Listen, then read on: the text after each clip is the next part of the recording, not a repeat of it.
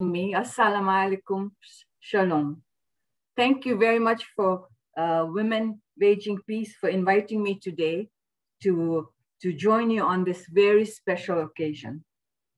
The local women's initiative to full participation of women in peace. I want to thank Ambassador Aviaraz Schechter, Israel's special envoy for the implementation of the United Nations Security Resolution 1325 on women, peace, and security, and most importantly, being asked to implement Resolution 1325. And I know that my Canadian ambassador is not able to join us on the speakers gallery, but I also want to welcome him, the Ambassador Bob Ray, the permanent representative of Canada to the United Nations. I want to tell you something about Ambassador Ray.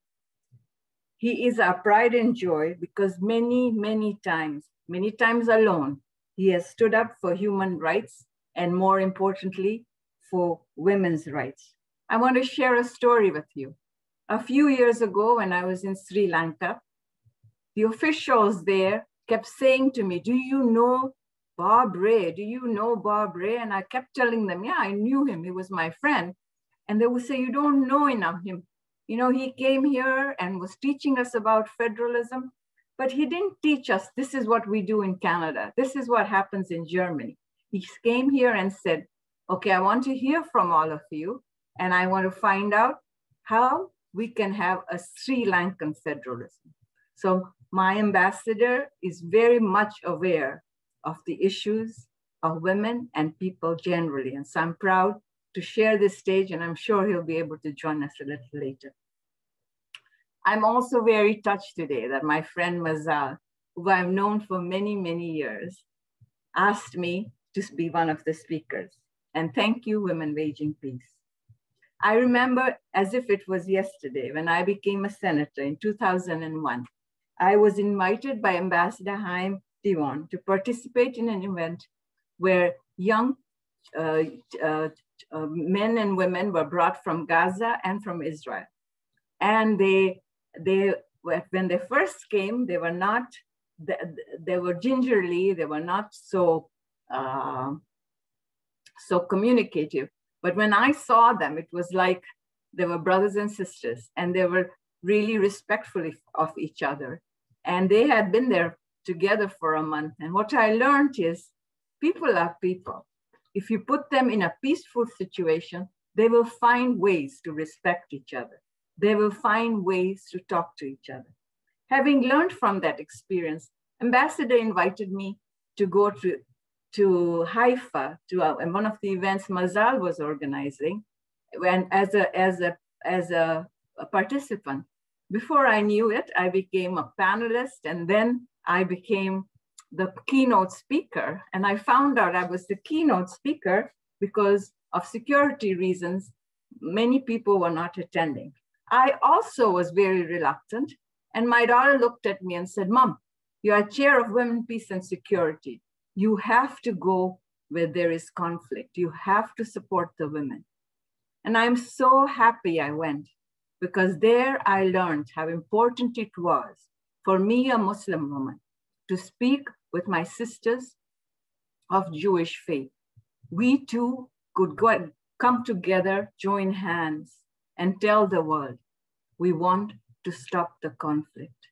We want as women to be peace in our society.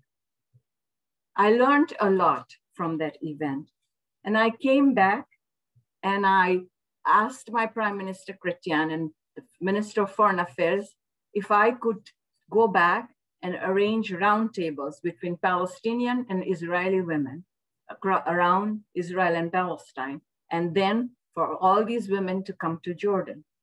They agreed I could do 13 roundtables. When I arrived in Palestine and Israel, I very quickly found out, unfortunately, because security reasons, we could not do joint roundtables.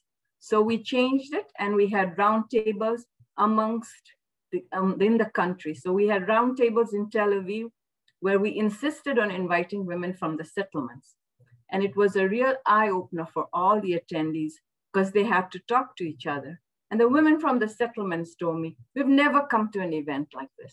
Then we went to Bethlehem and we invited women from refugee camps, and women from refugee camps said, never before have we sat with other Palestinian women and explained to them our realities. I learned a very important lesson. We are building mini wars amongst ourselves, invisible wars. We have to, as women, insist that our governments bring down those mini walls, invisible walls, so we can talk to each other, whether it's within our own communities or also across the communities. And these roundtables, I held them in Gaza, 3 in Ramallah, in Bethlehem, and many, many in Israel. And I learned a lot from that. But my sadness was that I wasn't able to bring Palestinian and Israeli women together. And my friend Mazal knew that I was very, very disappointed about that. And so later on, with the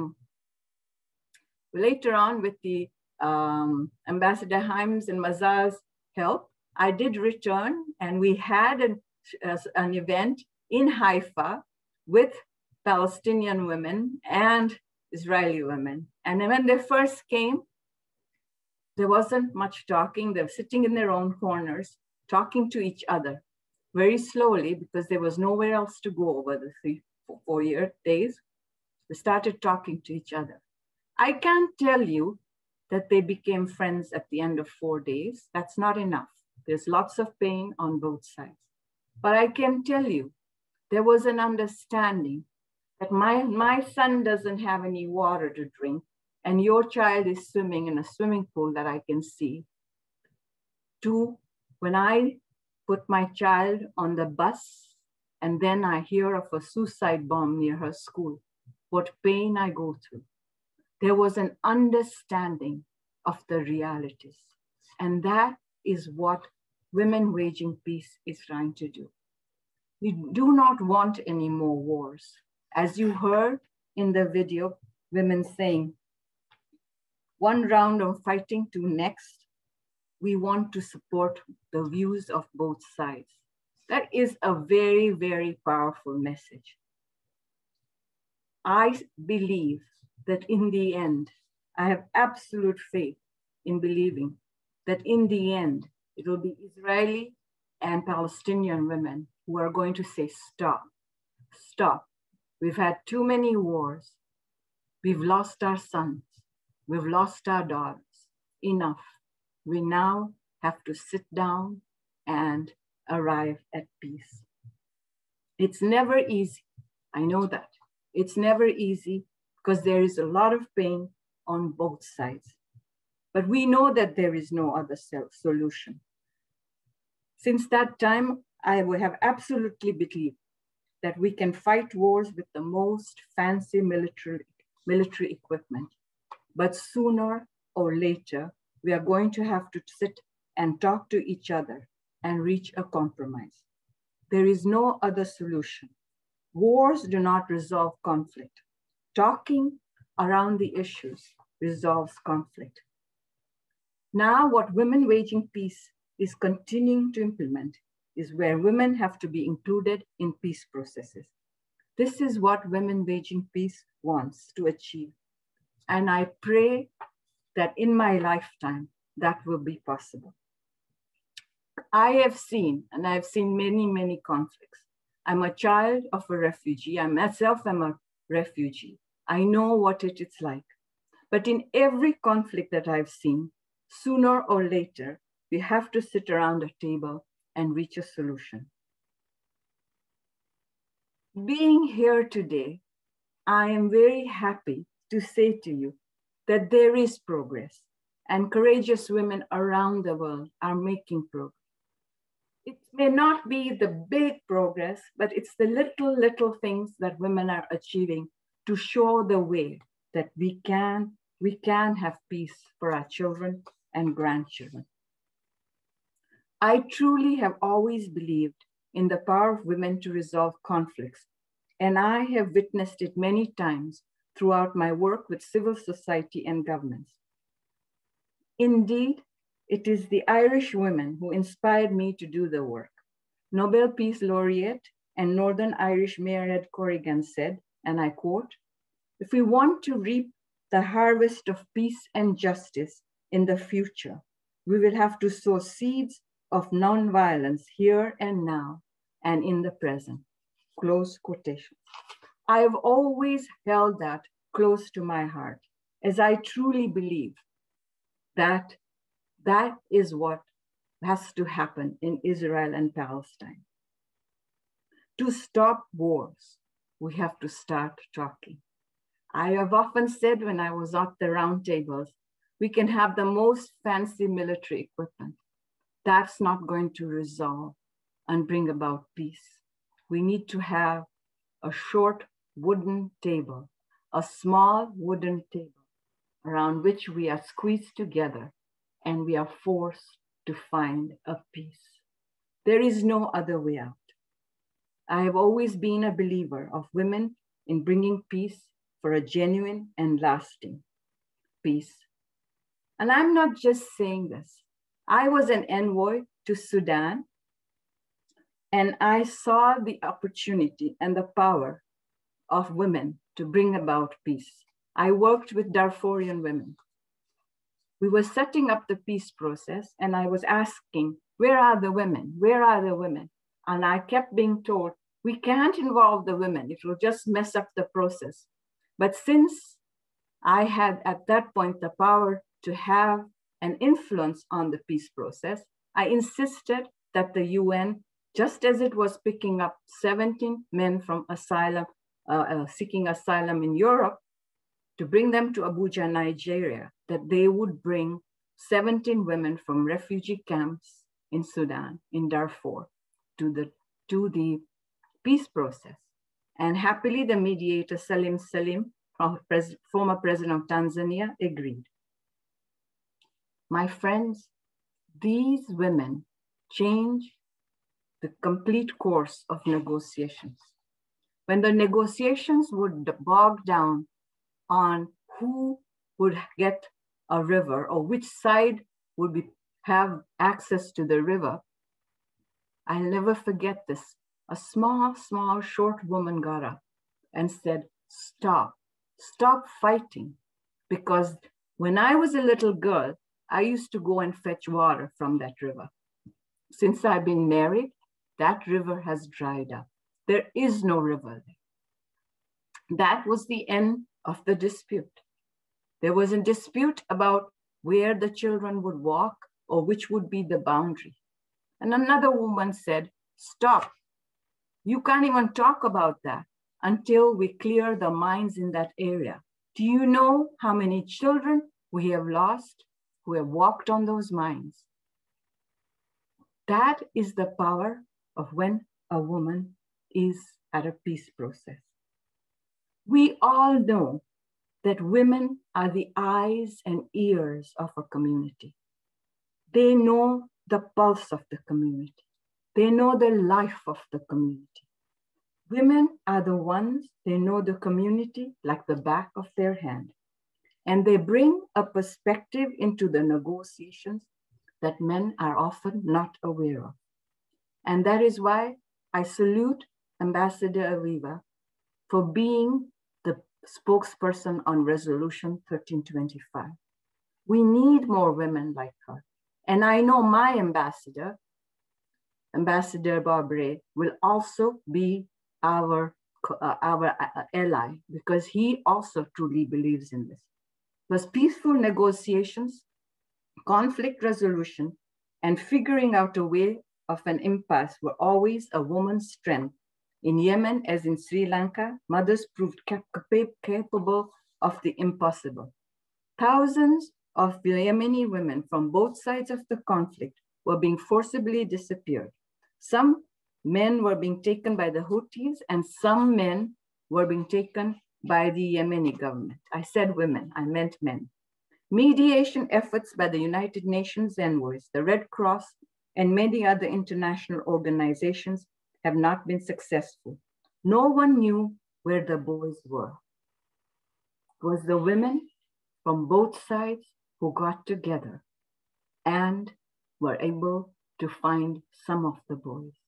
It was the women from both sides of the conflict coming together that were able to resolve it. I have been to Sri Lanka many times, and I am just amazed as to how Sinhala and Tamil women find ways to work together. There are many, many examples of that. And I can tell you that in Sri Lanka, it was the mothers who opened the back channel for the successful ceasefire negotiations of 2002. One mother, a dear friend of mine, Visakha Dharamse, lost a son who was working in the army. She mobilized and led a delegation of other mothers of missing servicemen from both sides, to negotiate with the rebels, to be able to even find the bodies of their sons. I went with her once to Jaffna, and I can tell you that we went to areas where the army would not give us protection. But I wasn't frightened, because everywhere Visakha went, she was held in reverence. A Sinhala woman who went into a Tamil rebel area. Why? Because they truly believed that she was not working for the Tamils, nor for the Sinhala, but for the welfare of the community. That is what we have to do. It took a very short time for this group to include mothers from both sides. There were Sinhala and Tamil women from both sides. I know that you know that these are not stories of fiction. This is the reality. And still, women face barriers to inclusion, as they did for decades. The narrative that women have no knowledge of security issues, of peace negotiations and conflict has to stop simply because it is not based on reality. A Yemeni woman once told me, "We as women have the highest stake in peace. We are the ones who carry our boys for 9 months. We are the ones that are losing our boys. We have to find a way to peace. It's not about one side or the other. It's about our side, which would save our boys, our children." She mediated to evacuate children trapped in crossfire and resolve an armed water dispute. She was among the women who opened up corridors for medical facilities to come through. This woman and many like her are the force that prevents disputes from becoming bloody wars in their cities. Sadly, to this day, and I urge my ambassador to make sure these Yemeni women are sitting at the peace table. They are still knocking on the door to find ways to sit at the peace table. I am speaking to people who are already aware that it is very important to have women at the peace table. Today, Yemen, in the middle of the most violent of places, we find that women are the ones with the needed courage to speak out for peace. As a Nobel Peace Prize winner, Nadia Murad said, "If we don't speak up today, tomorrow war will continue." And I reach out to all of you and say to you that all of us who are here, if we don't speak up today and find ways to work together, war will continue. It has always been and will always be the women who have the vision based on peace, on equality, rights, and justice for all. We need to shift our understanding of peace negotiations from being security processes. And that's what Women Waging Peace is saying, to political and societal processes. With that in mind, the sharing of power responsibilities, ideas, solutions with women at the table are possible. I can tell you that when I was part of these peace negotiations, the number of times, including the UN, who told me, what do women know about this? And I would say to them, women know everything that their community needs. They do not need big military men sitting around the table. They need to bring their community's interests to the table.